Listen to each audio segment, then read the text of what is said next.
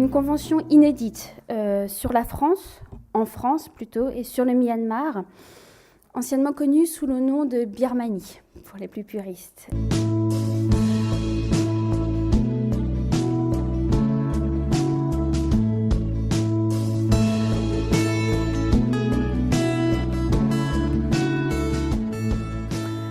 L'objectif de cette conférence est d'apporter les éléments de compréhension et de réponse concrètes sur le Myanmar. On va faire du concret, on va faire des tables rondes, on va répondre à vos questions.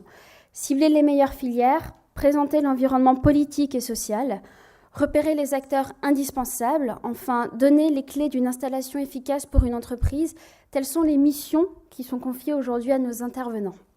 Depuis 2 ans, tout à la fois par rapport aux ouvertures, au dynamisme, à la démocratie qui se met en place, à la volonté affichée, mais aussi parce que nouvelle mandature, nouvelle dynamique du côté des députés, un groupe d'amitié formellement a été créé avec une vingtaine de députés de tous bords politiques qui s'y investissent et certains qui ont vraiment la volonté d'aller loin, de trouver sur notre temps parlementaire le temps à donner pour le Myanmar. Le Quai d'Orsay, le ministère des Affaires étrangères et du Développement international se mobilise par rapport au potentiel et au développement de la relation économique bilatérale.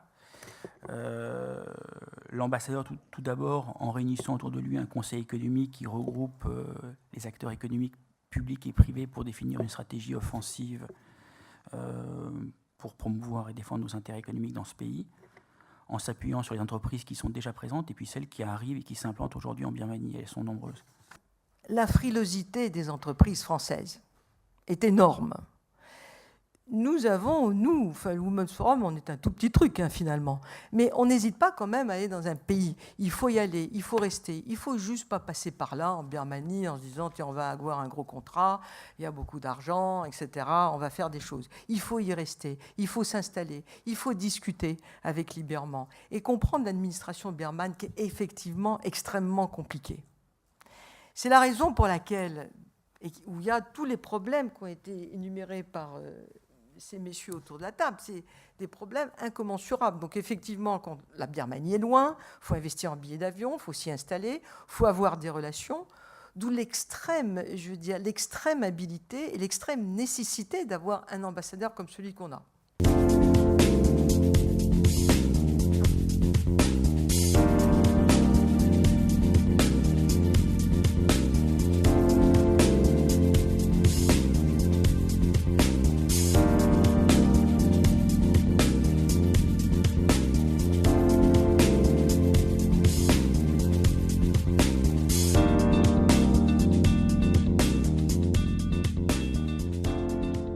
Le point fort, je dirais, pour le Myanmar en tant que tel, je crois qu'ils ont beaucoup à apprendre de tout ce qui a pu se passer au préalable et tirer les expériences de la mise en place de nouvelles plateformes émergentes qu'on a vues par ailleurs et en tirer le mieux.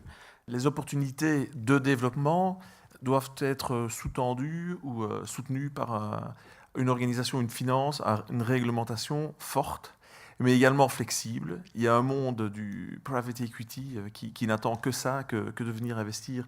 Pour moi, le point faible de la Birmanie aujourd'hui, c'est le niveau d'éducation des gens, en fait.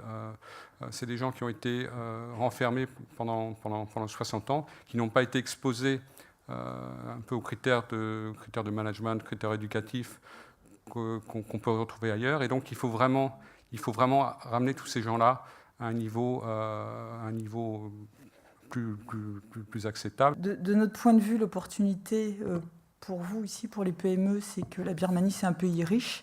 Alain Chouan l'a rappelé tout à l'heure, le représentant de la direction du Trésor, riche en matières premières, etc.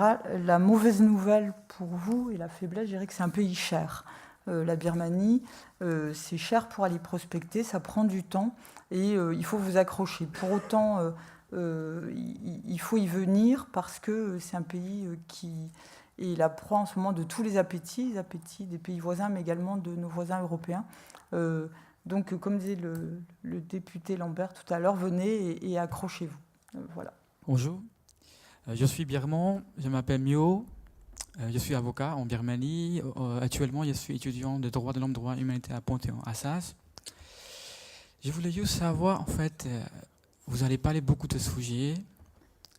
Quel est le sujet plus important pour vous, pour changer vraiment en Birmanie? Je peux répondre.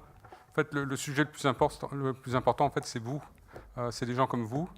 C'est que vous veniez, que vous formiez. Ça peut être ici, ça peut être là-bas. Mais la solution pour la Birmanie, c'est, enfin, on peut y participer, mais au bout du compte, ce sont les Birmans qui vont développer le pays, qui vont prendre les mesures qui feront que les gens veulent investir de manière pérenne et durable dans votre pays.